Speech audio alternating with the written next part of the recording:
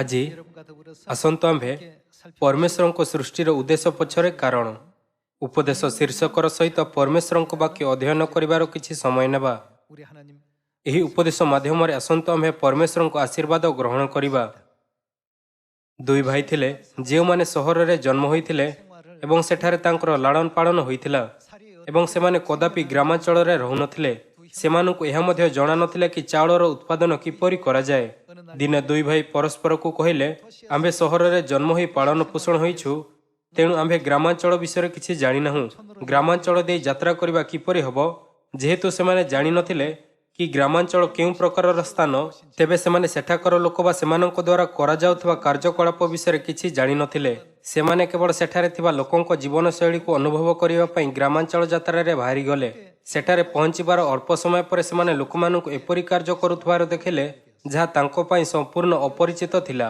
ସେମାନେ ଦେଖିଲେ ଯେ ଅନେକ ଲୋକ ଲଗାତାର ଏକ ଗଇଁତିରେ ମାଟି ଖୋଳୁଛନ୍ତି ଏବଂ ଏକ ବିରାଟ କ୍ଷେତରେ ଜମି ହଳ କରୁଛନ୍ତି।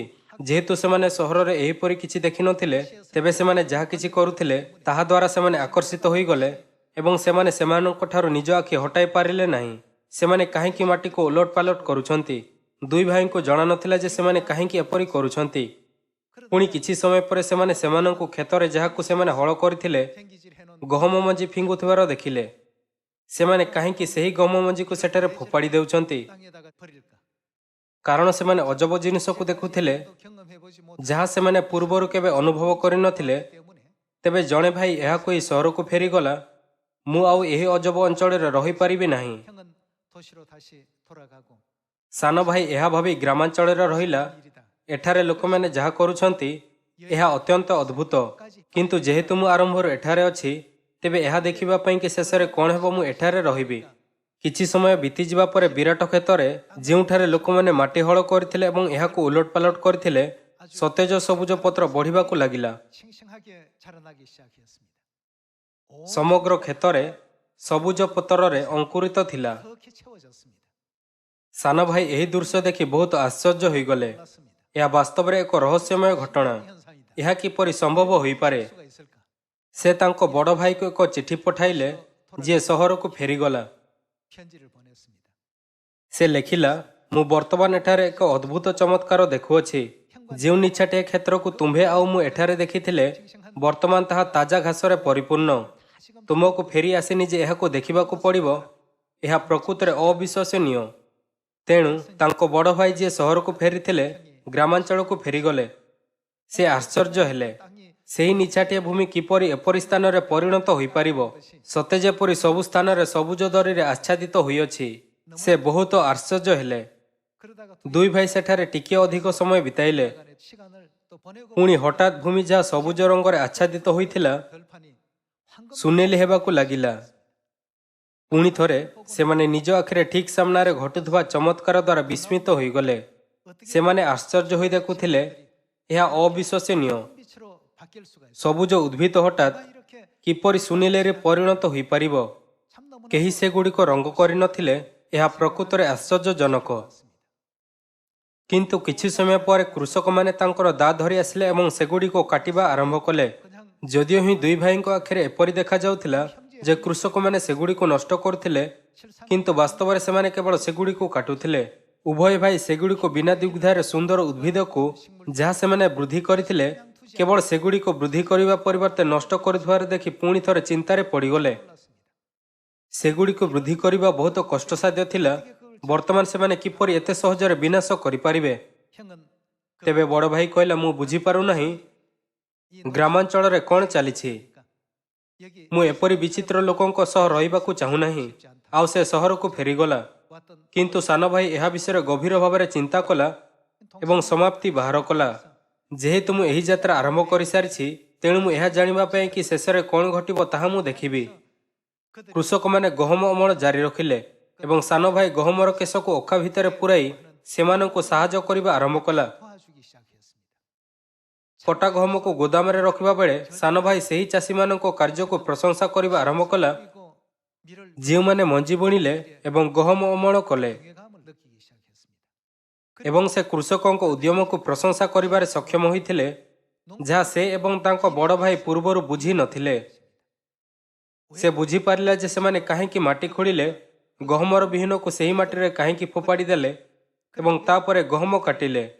ବାସ୍ତବରେ କୃଷକମାନେ ଦାରେ ଗହମକୁ ନଷ୍ଟ କରୁନଥିଲେ, ବରଂ ସେମାନେ ଏହାକୁ ଅମଳ କରୁଥିଲେ। ଯେହେତୁ ଦୁଇ ଭାଇଙ୍କର କୃଷି ଅଭିଜ୍ଞତା ନଥିଲା, ତେଣୁ ଲାଗୁଥିଲା ଯେ ଚାଷୀମାନେ ଫସଲ ନଷ୍ଟ କରୁଛନ୍ତି।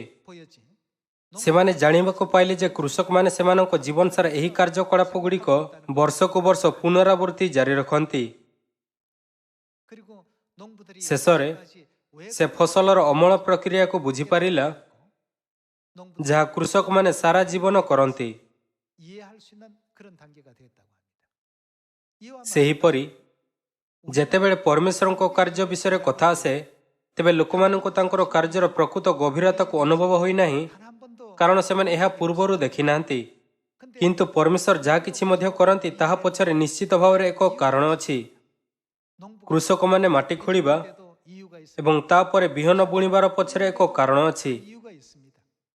କେବଳ ବୁଝି ନପାରି ପରମେଶ୍ୱରଙ୍କ କାର୍ଯ୍ୟକୁ ଦେଖିବା ଦ୍ୱାରା ଆମେ ଭାବିବା, ଯଦି ପରମେଶ୍ୱରଙ୍କ ଅସ୍ତିତ୍ୱ ଅଛି ତେବେ ଏପରି କାହିଁକି ଘଟୁଛି। ଯେତେବେଳେ ଆମେ ଆପଣା ନିଜର ଦୃଷ୍ଟିକୋଣ ବା ନ୍ୟାୟର ମାନକର ଆଧାରରେ ପରମେଶ୍ୱରଙ୍କୁ ବୁଝିବାକୁ ଚେଷ୍ଟା କରୁ, ତେବେ ଏପରି ଅନେକ ପରିସ୍ଥିତି ଆସିବ ଯାହା ଆମେ ବୁଝିପାରିବା ନାହିଁ। ସେଥିମଧ୍ୟରୁ ଏକ ପ୍ରସିଦ୍ଧ କାହାଣୀ ଅଛି, ଯାହା ଯାତ୍ରା ସମୟରେ ପରମେଶ୍ୱର ଲୋହିତ ସାଗରରେ ଇସ୍ରାଏଲର ନେତୃତ୍ୱ କରିଥିଲେ। ଯଦିଓ ଇସ୍ରାଏଲମାନଙ୍କ ଚତୁର୍ଦିଗରେ ଏକ ବହୁତ ବଡ଼ ଭୂମି ଥିଲା, କିନ୍ତୁ ପରମେଶ୍ୱର ଲୋହିତ ସାଗର ପର୍ଯ୍ୟନ୍ତ ସେମାନଙ୍କୁ ନେତୃତ୍ୱ କଲେ ଏବଂ ଏକ ନିରାଶା ପରିସ୍ଥିତି ସୃଷ୍ଟି କଲେ। ସେ ଏପରି କାହିଁକି କଲେ? ସେଠାରେ ଅନେକ ଭଲ ମାର୍ଗ ଥିଲା, ଯାହା ସେମାନଙ୍କୁ କିଣାନ ଯିବାର ମାର୍ଗରେ ନେଇପାରିଥାନ୍ତା। ତଥାପି ପରମେଶ୍ୱର ଜଙ୍ଗଲ ଦେଇ ସେମାନଙ୍କୁ ନେତୃତ୍ୱ କରିବା ପାଇଁ ମନୋନୀତ କଲେ। ଅନେକ ଭିନ୍ନ ଭିନ୍ନ ମୁହୂର୍ତ୍ତ ଥିଲା ଯାହା ଇସ୍ରାଏଲମାନେ କେବଳ ବୁଝିପାରିଲେ ନାହିଁ। ତଥାପି ତାଙ୍କ ଯାତ୍ରାର ଶେଷ ଫଳାଫଳ ଦେଖି ଆମେ ସମସ୍ତେ କ'ଣ ଅନୁଭବ କରିପାରିବା? ଶେଷରେ ଏକ ମୁହୂର୍ତ୍ତ ଆସିଲା, ଯେତେବେଳେ ସାନ ଭାଇଙ୍କୁ କୃଷକଙ୍କ ପ୍ରତ୍ୟେକ କାର୍ଯ୍ୟ ପଛରେ କାରଣ ଅନୁଭବ ହେଲା। ସେହିପରି ସେହି ଦିନ ନିଶ୍ଚିତ ଭାବରେ ଆସିବ, ଯେତେବେଳେ ଆମେ ଆପଣା ଜୀବନର ପ୍ରତ୍ୟେକ ମୁହୂର୍ତ୍ତରେ ପରମେଶ୍ୱର ଯାହା କରିଛନ୍ତି ତାହାର କାରଣକୁ ବୁଝିବା, ଯଦିଓ ଆମେ ଏହାକୁ ବର୍ତ୍ତମାନ ବୁଝିପାରୁନାହୁଁ। ଏଥିପାଇଁ ଆମମାନଙ୍କୁ ଉଦ୍ଧାର କରାଯିବା ପାଇଁ ଆପଣା ବିଶ୍ୱାସ କେତେ ଦିନ ପର୍ଯ୍ୟନ୍ତ ରଖିବା ଉଚିତ? ଶେଷ ପର୍ଯ୍ୟନ୍ତ। ଏକ ଯାତ୍ରାରେ ଯାଉଥିବା ଲୋକମାନଙ୍କ ମଧ୍ୟରୁ ବଡ଼ ଭାଇଙ୍କ ପରି ଲୋକ ଅଛନ୍ତି, ଯେଉଁମାନେ ଭାବନ୍ତି ଏହା ବିଚିତ୍ର ଏବଂ ଅଧା ବାଟରେ ତାହା ଛାଡ଼ି ଦିଅନ୍ତି। ଏହିପରି ଲୋକମାନେ ପରମେଶ୍ୱରଙ୍କ ଉଦ୍ଦେଶ୍ୟ କଦାପି ବୁଝିବେ ନାହିଁ। ଏହାର ବିପରୀତ, ସାନ ଭାଇ କୃଷକଙ୍କ ପ୍ରତ୍ୟେକ କାର୍ଯ୍ୟର କାରଣ ବୁଝିବାକୁ ସକ୍ଷମ ଥିଲା, କାରଣ ସେ ଶେଷ ପର୍ଯ୍ୟନ୍ତ ରହିଥିଲା। ପରମେଶ୍ୱର ଯାହା କିଛି କରନ୍ତି ତାହା ପଛରେ କ'ଣ ଅଛି? ପରମେଶ୍ୱରଙ୍କ ପ୍ରତ୍ୟେକ କାର୍ଯ୍ୟର ଏକ କାରଣ ଅଛି। ପରମେଶ୍ୱର ହେଉଛନ୍ତି କୃଷକ ଆଉ ଆମ୍ଭେ ଦ୍ରାକ୍ଷା କ୍ଷେତ୍ରର ଶାଖା। କ'ଣ ଏହିପରି ବାଇବେଲ ପରମେଶ୍ୱର ଏବଂ ଆମ୍ଭମାନଙ୍କ ମଧ୍ୟରେ ଥିବା ସମ୍ପର୍କକୁ ବର୍ଣ୍ଣନା କରେ ନାହିଁ? କୋଭିଡ-19 ହେତୁ ସମଗ୍ର ବିଶ୍ୱରେ ଲୋକମାନଙ୍କୁ ବିଭିନ୍ନ ପ୍ରତିବନ୍ଧକ ସାମନା କରିବାକୁ ପଡ଼ୁଅଛି, ଯାହା ଫଳରେ ଆମ୍ଭେ ସେମାନଙ୍କୁ ସହଜରେ ଭେଟିପାରିବା ନାହିଁ ଯାହାକୁ ଆମ୍ଭେ ଭେଟିବାକୁ ଚାହୁଁଛୁ, କିମ୍ବା ସେହି ସ୍ଥାନକୁ ଯାଇପାରିବା ନାହିଁ ଯେଉଁଠାକୁ ଆମ୍ଭେ ଯିବାକୁ ଚାହୁଁଛୁ। ତଥାପି ଆତ୍ମିକ କୃଷକ ପରମେଶ୍ୱରଙ୍କ ଏହି ଉଦ୍ଦେଶ୍ୟ ପଛରେ ନିଶ୍ଚିତ ଭାବରେ ଏକ କାରଣ ଅଛି। କ'ଣ ଏହେତୁ ପରମେଶ୍ୱର କହିଲେ ନାହିଁ, ଯେଉଁମାନେ ଶେଷ ପର୍ଯ୍ୟନ୍ତ ଅନୁସରଣ କରନ୍ତି, ଯେଉଁମାନେ ଶେଷ ପର୍ଯ୍ୟନ୍ତ ଜେରୁସାଲେମରେ ରୁହନ୍ତି, ସେମାନଙ୍କୁ ପବିତ୍ର କୁହାଯିବ? ଏପରି ଅନେକ ମାମଲା ଅଛି ଯାହା ଏହି ସମୟରେ ଲୋକଙ୍କୁ ପ୍ରଭାବିତ କରୁଅଛି। କିଛି ଲୋକ ଆର୍ଥିକ ଅସୁବିଧାର ସମ୍ମୁଖୀନ ହୋଇପାରନ୍ତି ଏବଂ କିଛି ଲୋକ ଜ୍ଞାନ ଅଭାବରୁ ଅନେକ କ୍ଷତି ଭୋଗିଥିବେ। ଏପରି ଲୋକ ମଧ୍ୟ ଅଛନ୍ତି ଯେଉଁମାନେ ଆପଣା ବିଶ୍ୱାସର ଅଭାବ ହେତୁ କଷ୍ଟ ଦେଇ ଗତି କରୁଛନ୍ତି ଏବଂ କିଛି ଲୋକ ଏପରି ମଧ୍ୟ ଅଛନ୍ତି ଯେଉଁମାନେ ସେମାନଙ୍କ ଆଖପାଖର ଲୋକମାନଙ୍କ ହେତୁ କରାଯାଉଥିବା ସଂଘର୍ଷ ଦ୍ୱାରା ସୁଗ୍ଧ ହେଉଛନ୍ତି। ଆପଣା ବିଶ୍ୱାସର ଜୀବନଯାପନ କରିବା ବେଳେ ଆମ୍ଭମାନଙ୍କୁ ଆପଣା ଆଖପାଖର ଲୋକମାନଙ୍କ ଦ୍ୱାରା ନିର୍ଯାତନା କିମ୍ବା ଅନ୍ୟାନ୍ୟ ଅବାଞ୍ଛିତ ପରିସ୍ଥିତିର ସମ୍ମୁଖୀନ ହେବାକୁ ପଡ଼ିଥାଏ। ତଥାପି ଯେପରିକି ଆଜିର ଶୀର୍ଷକ କହୁଛି, ପରମେଶ୍ୱରଙ୍କ ଉଦ୍ଦେଶ୍ୟର କିଛି କାରଣ ଅଛି। ଆମ୍ଭମାନଙ୍କ ପରମେଶ୍ୱର ଏହି ପୃଥିବୀକୁ ମନ ଇଚ୍ଛା ପରିଚାଳନା କରନ୍ତି ନାହିଁ। ପରମେଶ୍ୱର ଆମ୍ଭମାନଙ୍କୁ ଭୁଲ ପଥରେ କେବେ ନେଇଯିବେ ନାହିଁ। ଏହି ସମୟ ମାଧ୍ୟମରେ ଆମ୍ଭ ସମସ୍ତଙ୍କୁ ଦୃଢ଼ ଭାବରେ ବିଶ୍ୱାସ କରିବା ଉଚିତ ଯେ ପରମେଶ୍ୱର ସର୍ବଦା ଆମ୍ଭମାନଙ୍କୁ ଏକ ସମୃଦ୍ଧ ସମାପ୍ତିରେ ନେଇଯିବେ। ବାଳୁଙ୍ଗା ଏବଂ ଗହମର ଦୃଷ୍ଟାନ୍ତ ମାଧ୍ୟମରେ ପରମେଶ୍ୱର ବୁଝାଇଲେ ଯେ ବାଳୁଙ୍ଗାର ବିଡ଼ାକୁ ବନ୍ଧାଯିବ ଏବଂ ଗହମକୁ ସଂଗ୍ରହ କରାଯିବ। ପରମେଶ୍ୱର ଗହମକୁ କେଉଁଠି ଆଣିବେ? ନିଜ ଭଣ୍ଡାରରେ। ବାଳୁଙ୍ଗା ଏବଂ ଗହମର ଦୃଷ୍ଟାନ୍ତ ମାଧ୍ୟମରେ ଆମ୍ଭେ ସେହି ପଥକୁ ବୁଝିପାରିବା ଯେଉଁଥିରେ ପରମେଶ୍ୱର ଆମ୍ଭମାନଙ୍କୁ ନେତୃତ୍ୱ କରୁଛନ୍ତି। ଅର୍ଥାତ୍ ଆମେ ଅନୁଭବ କରିପାରିବା ଯେ ପରମେଶ୍ୱର ଉତ୍ସାହର ସହିତ ଆମ୍ଭମାନଙ୍କୁ ସ୍ୱର୍ଗ ନେବାକୁ ଚାହୁଁଛନ୍ତି। ଏହି ପ୍ରକ୍ରିୟା ମାଧ୍ୟମରେ ଆମ୍ଭେ ବିଭିନ୍ନ ପରିସ୍ଥିତିର ସାମ୍ନା କରିବା, ଯେଉଁଠାରେ ଆମ୍ଭେ ସେହି ଅନୁଭୂତି ଗୁଡ଼ିକ ଦେଇଯିବା ଯାହାକୁ ଆମ୍ଭେ ବୁଝିପାରିବା ନାହିଁ କିମ୍ବା ଚାହିଁବା ନାହିଁ। ତଥାପି ପରମେଶ୍ୱରଙ୍କ ଉଦ୍ଦେଶ୍ୟ ମଧ୍ୟରେ ପ୍ରତ୍ୟେକ ବିଷୟ ପଛରେ ଏକ କାରଣ ଅଛି। ଆମ୍ଭେମାନେ ଏହା ବିଶ୍ୱାସ କରିବା ଉଚିତ, ମୋର ଜୀବନ କାହିଁକି ଏତେ କଷ୍ଟ, ଏପରି କାହିଁକି ଯେ କେବଳ ମୋତେ ଏତେ ଅସୁବିଧାର ସାମ୍ନା କରିବାକୁ ପଡ଼ୁଛି। ଯଦିଓ ଲକ୍ଷ ଲକ୍ଷ ଜିନିଷ କ୍ରମାଗତ ଭାବରେ ଘଟୁଛି, କିନ୍ତୁ ସେହି ସବୁର କାରଣ ଅଛି। କୃଷକଙ୍କ ପ୍ରତ୍ୟେକ କାର୍ଯ୍ୟ ପଛରେ ଏକ ନିର୍ଦ୍ଦିଷ୍ଟ କାରଣ ଥିଲା। ପରମେଶ୍ୱର ବାଳୁଙ୍ଗା ଏବଂ ଗହମର ଦୃଷ୍ଟାନ୍ତ ମାଧ୍ୟମରେ କହିଲେ ଯେ ସେ ଆମ୍ଭମାନଙ୍କୁ ସ୍ୱର୍ଗୀୟ ଭଣ୍ଡାରକୁ ନେଇଯିବେ। ଏହି ଦୃଷ୍ଟାନ୍ତ ମାଧ୍ୟମରେ କ'ଣ ଆମ୍ଭେ ସ୍ୱର୍ଗରାଜକୁ ନେବା ପାଇଁ ପରମେଶ୍ୱରଙ୍କ ଇଚ୍ଛାକୁ ଦେଖିପାରିବା ନାହିଁ? ପୁଣି ଏକମାତ୍ର ଜିନିଷ କ'ଣ ଯାହା ଆମ୍ଭେ ଆପଣା ସହିତ ସ୍ୱର୍ଗକୁ ନେଇପାରିବା? ପ୍ରକାଶିତ ବାକ୍ୟ ଅଧ୍ୟାୟ 21 ପଦ 4 ଅନୁଯାୟୀ ଆମ୍ଭେ ମୃତ୍ୟୁକୁ ଆପଣା ସହିତ ସ୍ୱର୍ଗକୁ ନେଇପାରିବା ନାହିଁ। ଯେହେତୁ ସ୍ୱର୍ଗରେ ମୃତ୍ୟୁର ଅସ୍ତିତ୍ୱ ନାହିଁ, ତେଣୁ ଆମ୍ଭମାନଙ୍କୁ ସ୍ୱର୍ଗକୁ ଫେରିବା ପୂର୍ବରୁ ଅନନ୍ତ ଜୀବନ ହାସଲ କରିବା ଆବଶ୍ୟକ। ପରମେଶ୍ୱର ଆମ୍ଭମାନଙ୍କୁ ଅନନ୍ତ ଜୀବନର ଉପହାର ଦେବା ପାଇଁ ବିଶ୍ୱାସର ଅଗଣିତ ପିତୃପୁରୁଷ ନିଯୁକ୍ତ କଲେ। ବିଶ୍ୱାସର ସେହି ପୂର୍ବପୁରୁଷମାନେ ବେଳେବେଳେ ମୂର୍ତ୍ତି ପୂଜା କଲେ ଏବଂ ବେଳେବେଳେ ସେମାନଙ୍କର ଦୁର୍ନୀତିଗ୍ରସ୍ତ କାର୍ଯ୍ୟ ଯୋଗୁଁ ଯାହାଦ୍ୱାରା ପରମେଶ୍ୱର ସନ୍ତୁଷ୍ଟ ନଥିଲେ ବିନାଶ ହୋଇଯାଉଥିଲେ। କିନ୍ତୁ ପରେ ସେମାନଙ୍କର ବଂଶଧରମାନେ ଜନ୍ମ ହେଲେ ଏବଂ ପରମେଶ୍ୱରଙ୍କ ପ୍ରତି ସଠିକ ବିଶ୍ୱାସ କରି ଆଶୀର୍ବାଦ ପ୍ରାପ୍ତ ହେଲେ। କ'ଣ ଏହି ମାମଲା 6000 ବର୍ଷରୁ ବାରମ୍ବାର ପୁନରାବୃତ୍ତି କରାଯାଉ ନାହିଁ? ପବିତ୍ର ଆତ୍ମାଙ୍କର ଏହି ଶେଷ ଯୁଗରେ, ଯେଉଁ ଯୁଗରେ ଆମ୍ଭେ ଆଜି ବାସ କରୁଅଛୁ, କ'ଣ ପରମେଶ୍ୱର ଆମ୍ଭମାନଙ୍କୁ ସ୍ୱର୍ଗୀୟ ମାତା ପ୍ରଦାନ କରିନାହାନ୍ତି ଯେ ବର୍ତ୍ତମାନ ଆମ୍ଭମାନଙ୍କୁ ଅନନ୍ତ ଜୀବନ ଆଡ଼କୁ ନେଇଯାଉଛନ୍ତି? ପରମେଶ୍ୱର ଆମ୍ଭମାନଙ୍କୁ ଶିଖାଇଲେ ଯେ ଆମ୍ଭେ ମାତା ବିନା ଅନନ୍ତ ଜୀବନ ପାଇପାରିବା ନାହିଁ। ଏହି ମୂଲ୍ୟବାନ ଶିକ୍ଷା ଅବ୍ରାହମଙ୍କ ସମୟରେ ଅବା ମୂଷାଙ୍କ ସମୟରେ ପ୍ରକାଶିତ କରାଯାଇ ପାରିଥାନ୍ତା। ପରମେଶ୍ୱର ସର୍ବସାଧାରଣ ଭାବରେ ଏହି ଶିକ୍ଷାକୁ ତାଙ୍କର ପ୍ରଥମ ଆଗମନରେ ପ୍ରକାଶ କରିପାରିଥାନ୍ତେ, କିନ୍ତୁ ବାଇବଲର 66 ବର୍ଷର ଦୀର୍ଘ ଭବିଷ୍ୟବାଣୀ ଅନୁଯାୟୀ ଏହାକୁ କେବେ ପ୍ରକାଶିତ ହେବା ଉଚିତ? ଯେହେତୁ ତାଙ୍କୁ 6000 ବର୍ଷର ଶେଷରେ ପ୍ରକାଶିତ ହେବା ଉଚିତ, ତେଣୁ କ'ଣ ସେ ଏହି ଯୁଗରେ ଆସିଲେ ନାହିଁ ଯେଉଁଥିରେ ଆପଣ ଏବଂ ମୁଁ ବର୍ତ୍ତମାନ ବାସ କରୁଅଛୁ? ସବୁକିଛି ଘଟିବାର ଏକ କାରଣ ଅଛି। ତେଣୁ ପରମେଶ୍ୱର କହିଲେ, ଯେଉଁମାନେ ସିୟନରେ ଅବଶିଷ୍ଟ ରହିବେ, ଯେଉଁମାନେ ଶେଷ ପର୍ଯ୍ୟନ୍ତ ଜେରୁସାଲେମରେ ରହିବେ, ସେମାନଙ୍କୁ ପବିତ୍ର କୁହାଯିବ। ଯେତେବେଳେ ଆମ୍ଭେ ଶେଷ ପର୍ଯ୍ୟନ୍ତ ଦୃଢ଼ ଭାବରେ ଠିଆ ହେବା, ତେବେ ଆମ୍ଭେ ପରମେଶ୍ୱରଙ୍କ ପରିଚାଳନା ପଛରେ ଥିବା କାରଣଗୁଡ଼ିକୁ ବୁଝିପାରିବା। 2000 ବର୍ଷ ପୂର୍ବେ ଯେତେବେଳେ ଯୀଶୁ ପିତରଙ୍କ ପାଦ ଧୋଇବାକୁ ଯାଉଥିଲେ, ତେବେ ସେ ପ୍ରଥମେ ଏହାକୁ ଅସ୍ୱୀକାର କଲେ। କିନ୍ତୁ ପରେ ସେ କହିଲେ, କେବଳ ମୋର ପାଦ ନୁହେଁ, ମାତ୍ର ମସ୍ତକ ମଧ୍ୟ। ସେହି ସମୟରେ ଯୀଶୁ ତାହାଙ୍କୁ କହିଲେ, ମୁଁ ଯାହା କରୁଅଛି ତାହା ତୁମେ ଏବେ ଜାଣୁନାହଁ, କିନ୍ତୁ ପରେ ବୁଝିବ। ଏହା ଆମ୍ଭମାନଙ୍କ ପାଇଁ ମଧ୍ୟ ସମାନ। ଏପରି ଅନେକ ବିଷୟ ଅଛି ଯାହାକୁ ଆମେ ସେହି ଭିନ୍ନ ମାର୍ଗରେ ବୁଝିପାରିବା ନାହିଁ ଯେଉଁ ସ୍ଥାନକୁ ପରମେଶ୍ୱର ଆମ୍ଭମାନଙ୍କୁ ନେଇଯାଆନ୍ତି। କିଛି ଲୋକ ନିଜକୁ ପଚାରନ୍ତି, ଯଦି ପରମେଶ୍ୱରଙ୍କ ପ୍ରକୃତରେ ଅସ୍ତିତ୍ୱ ଅଛି, ତେବେ କ'ଣ ତାଙ୍କୁ ଏପରି କରିବା ଉଚିତ ନୁହେଁ ଅବା ସେପରି କରିବା ଉଚିତ ନୁହେଁ? ଏହିପରି ଧାରଣା ସହିତ ଆମ୍ଭେ ପରମେଶ୍ୱରଙ୍କୁ ଭୁଲ ବୁଝିପାରୁ। କିନ୍ତୁ ଶେଷରେ ପରମେଶ୍ୱର ଆମ୍ଭମାନଙ୍କୁ କେଉଁଠାରେ ମାର୍ଗଦର୍ଶନ କରିବାକୁ ଚାହୁଁଛନ୍ତି? ପରମେଶ୍ୱରଙ୍କ ଇଚ୍ଛା ଏବଂ ଲକ୍ଷ୍ୟ ଆମ୍ଭମାନଙ୍କୁ ସ୍ୱର୍ଗୀୟ ଭଣ୍ଡାରକୁ ମାର୍ଗଦର୍ଶନ କରେ। ସେଥିପାଇଁ ପରମେଶ୍ୱର ଏହି ଯୁଗରେ ସ୍ୱର୍ଗୀୟ ମାତାଙ୍କୁ ପଠାଇଲେ ଏବଂ ଆମ୍ଭମାନଙ୍କୁ ତାଙ୍କୁ ଜାଣିବାକୁ ଦେଲେ। ହଁ ନା? ଆସନ୍ତୁ ଆମ୍ଭେ ପ୍ରକାଶିତ ବାକ୍ୟ ଅଧ୍ୟାୟ 4 ଏହାକୁ ଅଧ୍ୟୟନ କରିବା। ଅଧ୍ୟାୟ 4 ପଦ 10ରେ ଏହା ଲେଖା ଅଛି, ସେତେବେଳେ 24 ପ୍ରାଚୀନ ସିଂହାସନ ଉପବିଷ୍ଟ ବ୍ୟକ୍ତିଙ୍କ ଛାମୁରେ ଉବୁଡ଼ ହୋଇ ନିତ୍ୟ ଜୀବିତ ବ୍ୟକ୍ତିଙ୍କୁ ପ୍ରମାଣ କରନ୍ତି ଓ ସିଂହାସନ ସମ୍ମୁଖରେ ଆପଣା ଆପଣା ମୁକୁଟ ଥୋଇ ଦେଇ କହନ୍ତି, ହେ ଆମ୍ଭମାନଙ୍କର ପ୍ରଭୁ ଓ ଈଶ୍ୱର, ତୁମ୍ଭେ ଗୌରବ, ସମ୍ଭ୍ରମ ଓ ପରାକ୍ରମ ପାଇବାକୁ ଶୁଭାଜନ ଅଟ। ତୁମ୍ଭେ ସମସ୍ତ ସୃଷ୍ଟି କରିଅଛ, ଆଉ ତୁମ୍ଭ ଇଚ୍ଛାରେ ସେହି ସବୁ ସୌତପ୍ରାପ୍ତ ହୋଇ ସୃଷ୍ଟ ହୋଇଅଛି।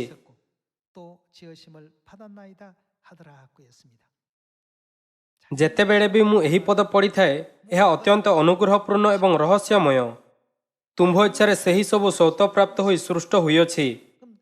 ପରମେଶ୍ୱରଙ୍କ ସୃଷ୍ଟିର ଉଦ୍ଦେଶ୍ୟ ପଛରେ ସର୍ବଦା ଏକ କାରଣ ଥାଏ। ପରମେଶ୍ୱର ତାଙ୍କର ପରିଚାଳନାକୁ ହୃଦୟରେ ଏକ ଉଦ୍ଦେଶ୍ୟ ସହିତ କରନ୍ତି। କିଛି କାରଣ ପାଇଁ ସେ ଆମ୍ଭମାନଙ୍କ ଚାରିପାଖରେ ଥିବା ଅବସ୍ଥାକୁ ନିର୍ମାଣ କରନ୍ତି ଏବଂ ଆମ୍ଭମାନଙ୍କ ପାଇଁ ସ୍ୱର୍ଗ ଯିବା ପାଇଁ ସବୁଠାରୁ ଉପଯୁକ୍ତ ପରିସ୍ଥିତି ଗୁଡ଼ିକୁ ସୃଷ୍ଟି କରନ୍ତି। ମୁଁ ଆପଣମାନଙ୍କୁ ଏହା ବିଷୟରେ ଥରେ ପୂର୍ବରୁ କହିଥିଲି। କିଛି ଲୋକ ଅଛନ୍ତି ଯେଉଁମାନେ ଉତ୍ତର ସାଗରରେ ହିଲ୍ସା ମାଛ ଧରନ୍ତି ଏବଂ ସେମାନଙ୍କୁ ସ୍ଥଳ ଭାଗକୁ ଆଣନ୍ତି। ମୁଁ ଭାବେ ଯେ ସେମାନଙ୍କୁ ପରିବହନ କରିବାରେ ଦୀର୍ଘ ସମୟ ଲାଗିଥିବ। ଯଦି ସେମାନେ କେବଳ ହିଲ୍ସା ମାଛ ଆଣନ୍ତି, ତେବେ ସେମାନଙ୍କ ମଧ୍ୟରୁ ଅଧିକାଂଶ ରାସ୍ତାରେ ମରିଯାଆନ୍ତି। ବଜାରରୁ ମାଛ ବିକ୍ରି କରୁଥିବା ବେଳେ ମରିଯାଇଥିବା ମାଛ ଜୀବିତ ମାଛର ତୁଳନାରେ କମ୍ ମୂଲ୍ୟବାନ। 몇 배나 이 죽은 것은 가치가 떨어지는 거예요. ବହୁତ ବିଚାର କରିବା ପରେ ମତ୍ସ୍ୟଜୀବୀମାନେ ହିଲ୍ସା ମାଛକୁ ସେମାନଙ୍କର ପ୍ରାକୃତିକ ଶତ୍ରୁମାନଙ୍କ ସହିତ ଯିବାକୁ ସ୍ଥିର କଲେ। 이 물메기 କ୍ୟାଟଫିସ୍ ଏବଂ ଗ୍ରେ ମୁଲେଟ୍ ପରି ମାଛ ହିଲ୍ସା ମାଛର ପ୍ରାକୃତିକ ଶତ୍ରୁ ଅଟନ୍ତି। 되기도 한다네요. ଯେତେବେଳେ ଗ୍ରେ ମୁଲେଟ୍ ହିଲ୍ସା ମାଛ ସହିତ ରଖାଗଲା, 집어넣어서 ତେବେ ସେମାନଙ୍କ ମଧ୍ୟରୁ 99% ମଲେ ନାହିଁ। 죽지 않는다. ଅନ୍ୟପଟେ ଯେତେବେଳେ ସେମାନେ ସେମାନଙ୍କର ପ୍ରାକୃତିକ ଶତ୍ରୁ ବିନା ସେମାନଙ୍କୁ ଆଣିଲେ, ତେବେ ସେମାନଙ୍କ ମଧ୍ୟରୁ ଅଧିକାଂଶ ଭୂମିରେ ପହଞ୍ଚିବା ପୂର୍ବରୁ ମରିଗଲେ। 우리 하나님 ପରମେଶ୍ୱର ମଧ୍ୟ 우리 자녀 ନିଜ ସନ୍ତାନମାନଙ୍କୁ ସ୍ୱର୍ଗୀୟ ଭଣ୍ଡାରରେ ନେଇଯିବା ପାଇଁ 여러 가지 ଅନେକ ଅସୁବିଧା ଏବଂ କଷ୍ଟ ଦିଅନ୍ତି। 주시는데 ତେବେ 하나님 어떤 ଆପଣଙ୍କୁ କ'ଣ ଲାଗୁଛି ଯେ ଆମମାନଙ୍କୁ ଅସୁବିଧା ଏବଂ କଷ୍ଟ ଦେବାରେ ପରମେଶ୍ୱରଙ୍କ ଇଚ୍ଛା କ'ଣ? 고난을 통해서 너희가 ଆମେ ଏହି ବାର୍ତ୍ତାକୁ ଧ୍ୟାନରେ ରଖିବା ଉଚିତ ଯାହା ପରମେଶ୍ୱର ଆମମାନଙ୍କୁ ଅସୁବିଧା ଦ୍ୱାରା ପଠାଉଛନ୍ତି। 고난과 더불어서 ଏହି ଅସୁବିଧା ଉପରେ ବିଜୟ ପ୍ରାପ୍ତ କରିବା ଦ୍ୱାରା ଆପଣ ସ୍ୱର୍ଗ ରାଜ୍ୟରେ ପହଞ୍ଚିବେ। 청어 ଯଦି ପରମେଶ୍ୱର କେବଳ ହିଲ୍ସା ମାଛ ସୃଷ୍ଟି କରନ୍ତି, 다 만들어 놓은 ତେବେ ଆମ୍ଭମାନଙ୍କ ପାଇଁ ତାଜା ସାମୁଦ୍ରିକ ଖାଦ୍ୟ ଖାଇବା କଷ୍ଟକର ହୋଇଥାନ୍ତା। 물을 먹기에는 굉장히 참 어려움이 많았을 것입니다. ସେମାନଙ୍କର ପ୍ରାକୃତିକ ଶତ୍ରୁମାନଙ୍କ ପାଇଁ ଧନ୍ୟବାଦ, ଯାହା ଏକ ଏପରି ପରିବେଶ ଯାହାଦ୍ୱାରା ପରିବହନ ସମୟରେ ମାଛକୁ ଜୀବନ୍ତ ରଖିବାରେ ସକ୍ଷମ। 된다면 ଏହା ଦେଖି ଆମ୍ଭେ ଆପଣ ଆଖପାଖର ଘଟୁଥିବା ବିଭିନ୍ନ ଅସୁବିଧା ହେତୁ ହାର ମାନିବା ଉଚିତ ନୁହେଁ 희망하거나 ଅବା ଆଶା ଛାଡ଼ିବା ଉଚିତ ନୁହେଁ। ଦୟାକରି ଏହାକୁ ପରମେଶ୍ୱରଙ୍କ ପଥ ଭାବରେ ବିବେଚନା କରନ୍ତୁ, ଯେଉଁଥିରେ ଆମମାନଙ୍କୁ କୁହାଗଲା, ତୁମ୍ଭମାନଙ୍କୁ ଶେଷ ପର୍ଯ୍ୟନ୍ତ ଆପଣ ବିଶ୍ୱାସ ଜୀବିତ ରଖିବା ଦରକାର ଏବଂ ସ୍ୱର୍ଗକୁ ଫେରିବା ଉଚିତ। ମୁଁ ଭାବୁଛି ପରମେଶ୍ୱରଙ୍କ ଇଚ୍ଛାକୁ ବ୍ୟାଖ୍ୟା କରିବାର ଏହା ହେଉଛି ସଠିକ ଉପାୟ। 있었고 ଏହା ଲେଖାଯାଇଛି ଯେ ସମସ୍ତ ବସ୍ତୁ ପରମେଶ୍ୱରଙ୍କ ଇଚ୍ଛାରେ ସୃଷ୍ଟି ହୋଇଅଛି। ତେବେ ଆଜି ଆସନ୍ତୁ ଆମ୍ଭେ ପରମେଶ୍ୱରଙ୍କ ସୃଷ୍ଟିର ଉଦ୍ଦେଶ୍ୟ ପଛରେ ଥିବା କାରଣ, ଏହି ଉପଦେଶ ଶୀର୍ଷକର ସହିତ ଆମ୍ଭମାନଙ୍କୁ ସ୍ୱର୍ଗୀୟ ମାତାଙ୍କୁ ଦେବାରେ ପରମେଶ୍ୱରଙ୍କ ଇଚ୍ଛା ବିଷୟରେ ବୁଝିବା। ଆସନ୍ତୁ ଆମ୍ଭେ ଆଦି ପୁସ୍ତକ ଅଧ୍ୟାୟ 1 ପଦ 24ରେ ପରମେଶ୍ୱରଙ୍କ ବାକ୍ୟ ପଢ଼ିବା। ଏଥି ଉତ୍ତାରେ ପରମେଶ୍ୱର କହିଲେ, ଆମ୍ଭେମାନେ ଆପଣା ପ୍ରତିମୂର୍ତ୍ତିରେ ଓ ଆପଣା ସାଦୃଶ୍ୟରେ ମନୁଷ୍ୟର ନିର୍ମାଣ କରୁ। ସେମାନେ ଜଳଚର ମତ୍ସ୍ୟଗଣ ଓ ଖେଚର ପକ୍ଷୀଗଣ ଓ ପଶୁଗଣ ଓ ସମସ୍ତ ପୃଥିବୀ ଓ ଭୂମିରେ ଗମନଶୀଳ ସବୁ ଉରୁଗାମୀ ଜନ୍ତୁ ଉପରେ କର୍ତ୍ତୃତ୍ୱ କରିବେ। ଅନନ୍ତର ପରମେଶ୍ୱର ଆପଣା ପ୍ରତିମୂର୍ତ୍ତିରେ ମନୁଷ୍ୟକୁ ସୃଷ୍ଟି କଲେ। ପରମେଶ୍ୱରଙ୍କ ପ୍ରତିମୂର୍ତ୍ତିରେ ସେ ତାହାକୁ ସୃଷ୍ଟି କଲେ, ପୁରୁଷ ଓ ସ୍ତ୍ରୀ କରି ସେ ସେମାନଙ୍କୁ ସୃଷ୍ଟି କଲେ। ପରମେଶ୍ୱର ଆତ୍ମିକ ଦୁନିଆର ନମୁନା ଅନୁସାରେ ମନୁଷ୍ୟକୁ ସୃଷ୍ଟି କଲେ। ପରମେଶ୍ୱର କହିଲେ ଯେ ସେ ଆପଣା ପ୍ରତିମୂର୍ତ୍ତିରେ ମନୁଷ୍ୟକୁ ସୃଷ୍ଟି କଲେ। 사람을 창조하셨더라고 했습니다. ଉଭୟ ପୁରୁଷ ଓ ସ୍ତ୍ରୀ ପ୍ରତିମୂର୍ତ୍ତିର ପରମେଶ୍ୱରଙ୍କ ପ୍ରତିମୂର୍ତ୍ତିରୁ ଉତ୍ପନ୍ନ ହେଲେ। 하나님 ଏହାଦ୍ୱାରା 안에 କ'ଣ ଆମ୍ଭେ ବୁଝିପାରିବା ନାହିଁ କି ପରମେଶ୍ୱରଙ୍କ ପ୍ରତିମୂର୍ତ୍ତିରେ ଉଭୟ ପୁରୁଷ ଓ ସ୍ତ୍ରୀ ପ୍ରତିମୂର୍ତ୍ତି ଅଛନ୍ତି? 아니겠습니까? 그 남성 ଆଜି ପର୍ଯ୍ୟନ୍ତ ସମସ୍ତ ମାନବ ଜାତି ପରମେଶ୍ୱରଙ୍କ ପୁରୁଷ ପ୍ରତିମୂର୍ତ୍ତିକୁ ପିତା ପରମେଶ୍ୱର ବୋଲି କହିଛି। ଯଦି ଆମ୍ଭେ ପରମେଶ୍ୱରଙ୍କ ପୁରୁଷ ପ୍ରତିମୂର୍ତ୍ତିକୁ ଆମ୍ଭମାନଙ୍କ ପିତା ବୋଲି କହୁ, ତେବେ ସ୍ୱାଭାବିକ ଭାବରେ ଆମ୍ଭମାନଙ୍କୁ ପରମେଶ୍ୱରଙ୍କ ସ୍ତ୍ରୀ ପ୍ରତିମୂର୍ତ୍ତିକୁ କ'ଣ କହିବା ଉଚିତ? କ'ଣ ତାଙ୍କୁ ଆମ୍ଭମାନଙ୍କ ମାତା ପରମେଶ୍ୱର କହିବା ସ୍ୱାଭାବିକ ନୁହେଁ? ଯେତେବେଳେ ଆପଣ ପୃଥିବୀରେ ଜଣେ ପିତା ଏବଂ ଜଣେ ମାତାଙ୍କ ସାମର୍ଥ୍ୟ ଉପରେ ନଜର ପକାନ୍ତି, ତେବେ ଆମ୍ଭେ ସହଜରେ ଦେଖିପାରିବା କି ପିତା ଆପଣା ସନ୍ତାନମାନଙ୍କୁ ପ୍ରସବ କରିବାରେ ଅସମର୍ଥ ଅଟନ୍ତି। 에서만 କେବଳ କାହା ପାଖରେ ଏହା କରିବାର କ୍ଷମତା ଅଛି? 자녀를 ଏକ ଶିଶୁକୁ ଜନ୍ମ କରିବାର ଅର୍ଥ ହେଉଛି ଶିଶୁକୁ ଜୀବନ ଦେବା। 낳기가 되겠습니다. ଏହା ପରମେଶ୍ୱରଙ୍କ ଉଦ୍ଦେଶ୍ୟ ଯେ 어머니 ଜୀବନ ଦେବାର କ୍ଷମତା କେବଳ ମାତାମାନଙ୍କ ନିକଟରେ ଅଛି। 그리고 하늘의 ଆମ୍ଭମାନଙ୍କୁ ସ୍ୱର୍ଗର ଈଶ୍ୱରୀୟ ସିଦ୍ଧାନ୍ତକୁ ଟିକିଏ ଅଧିକ ବୁଝିବାକୁ ଦେବା ପାଇଁ 이 땅에 ପରମେଶ୍ୱର ଏକ ଶାରୀରିକ ପରିବାର ସୃଷ୍ଟି କଲେ, 육의 ଯାହା ପିତା, ମାତା ଏବଂ ପିଲାମାନଙ୍କୁ ନେଇ ଗଠିତ। 탄생시켜서 ଯେତେବେଳେ ଯୀଶୁ ପୃଥିବୀକୁ ଆସିଲେ, ତେବେ ସେ ସ୍ୱର୍ଗକୁ ଯିବା ପୂର୍ବରୁ ସ୍ପଷ୍ଟ ଭାବରେ ଆମ୍ଭମାନଙ୍କୁ ଜାଣିବାକୁ ଦେଲେ କି ପରମେଶ୍ୱର ଆମ୍ଭମାନଙ୍କର ପିତା ଅଟନ୍ତି ଏବଂ ଆମ୍ଭେ ପିତା ଏବଂ ମାତାଙ୍କର ପୁତ୍ର ଓ କନ୍ୟା ଅଟୁ। 오늘 ଏହି ସମସ୍ତ ମାଧ୍ୟମରେ ଆମେ ସ୍ପଷ୍ଟ ଭାବରେ ବୁଝିପାରିବା କି 아무리 ଯଦିଓ ଆମ୍ଭମାନଙ୍କ ନିକଟରେ ଭଲ ବିଶ୍ୱାସ ଏବଂ ମହାନ ପ୍ରେମ ଥାଉନା କାହିଁକି, ଏବଂ ଯଦିଓ ଆମ୍ଭେ ପରମେଶ୍ୱରଙ୍କ ବିଧି ଏବଂ ନିୟମକୁ ସମ୍ପୂର୍ଣ୍ଣ ଭାବେ ପାଳନ କରିଅଛୁ ନା କାହିଁକି, 어머니의 ଯଦି ଆମ୍ଭମାନଙ୍କ ନିକଟରେ ମାତା ନାହାନ୍ତି ଯିଏ ଆମ୍ଭମାନଙ୍କୁ ଅନନ୍ତ ଜୀବନର ପ୍ରତିଜ୍ଞା ଦିଏ, ତେବେ ଆମ୍ଭେ କିଛି ମଧ୍ୟ ନୁହଁ। ଭାଇ ଓ ଭଉଣୀମାନେ, ଏକ ଉପନ୍ୟାସର ସବୁଠାରୁ ରୋମାଞ୍ଚକର ଅଂଶକୁ ଆପଣ କେଉଁଠୁ ପାଇପାରିବେ? ଉପନ୍ୟାସର ଶେଷରେ ପ୍ରକାଶିତ କରାଯାଏ। ସମସ୍ତ ଷଡ଼ଯନ୍ତ୍ରର ନିର୍ଣ୍ଣାୟକ ବିନ୍ଦୁ ସର୍ବଦା ଶେଷରେ ପ୍ରକାଶିତ ହୁଏ। 다 있습니다.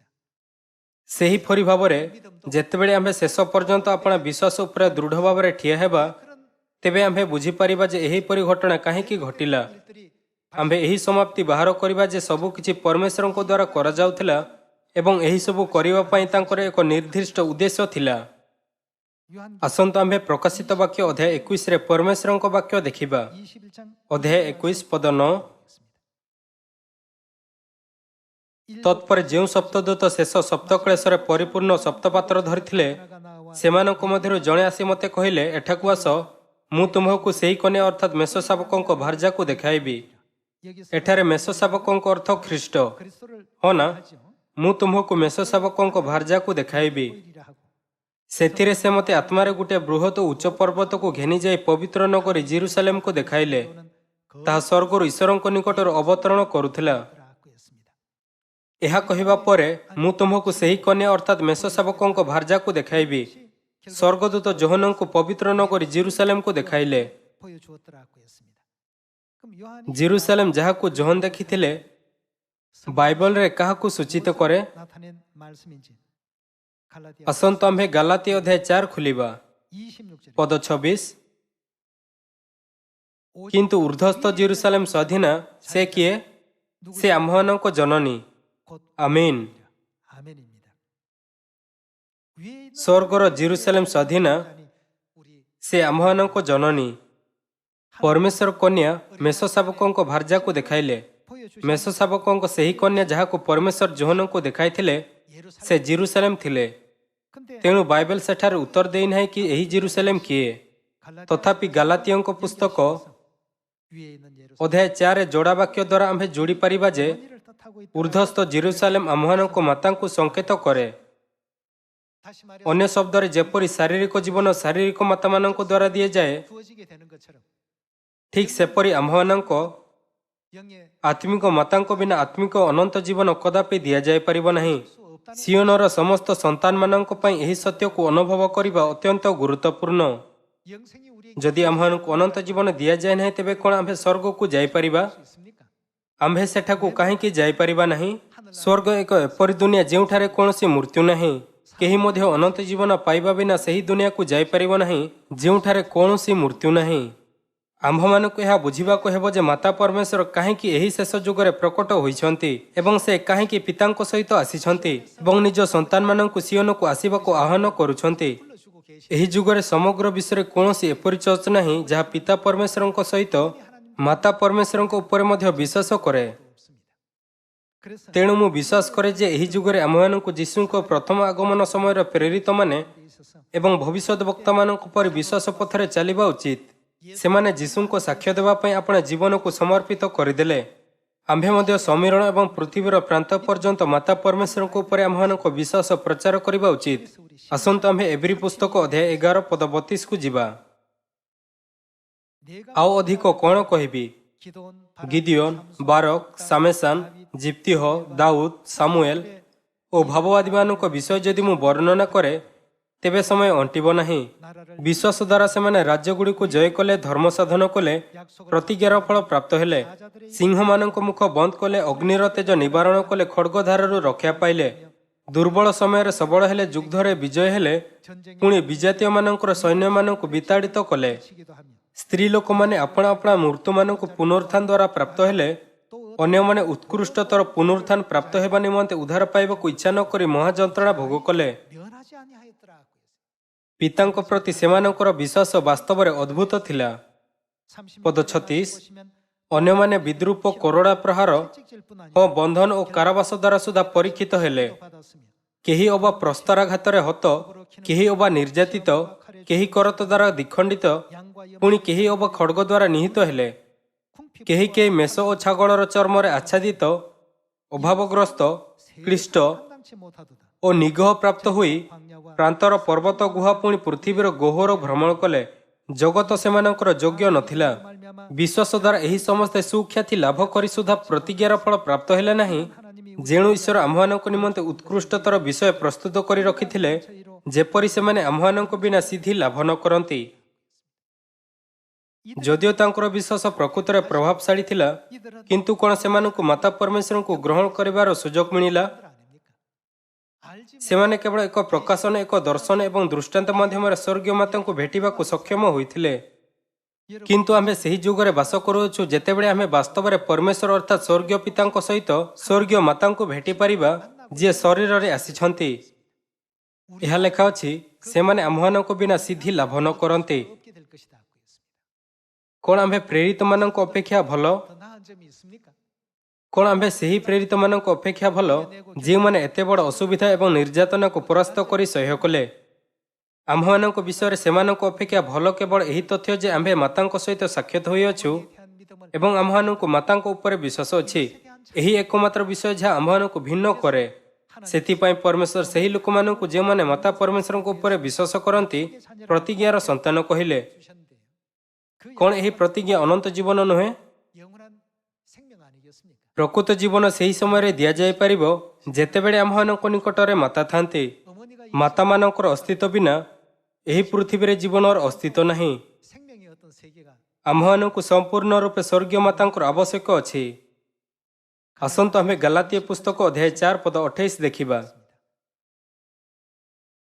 ହେ ଭାଇମାନେ, 너희는 ତୁମ୍ଭେମାନେ ଇସାକଙ୍କ ପରି ପ୍ରତିଜ୍ଞାର ସନ୍ତାନ। 의 자녀라. କିନ୍ତୁ ଶାରୀରିକ ସ୍ୱଭାବ ଅନୁସାରେ ଯେ ଜାତ, ସେ ଯେପରି ସେହି ସମୟରେ ଆତ୍ମାଙ୍କ ପ୍ରତିଜ୍ଞା ଅନୁସାରେ ଯେ ଜାତ ତାଙ୍କୁ ତାଡ଼ନା କରୁଥିଲା ସେହିପରି ଏବେ ମଧ୍ୟ ଘଟୁଅଛି। 무엇을 말하느냐? ମାତ୍ର ଶାସ୍ତ୍ର କ'ଣ କୁହେ? 아들을 내어 ଦାସୀ ଓ ତାର ପୁତ୍ରକୁ ବାହାର କରିଦିଅ, କାରଣ ଦାସୀର ପୁତ୍ର ସ୍ୱାଧୀନ ସ୍ତ୍ରୀର ପୁତ୍ର ସହିତ ଉତ୍ତରାଧିକାରୀ ହେବ ନାହିଁ। 아니라.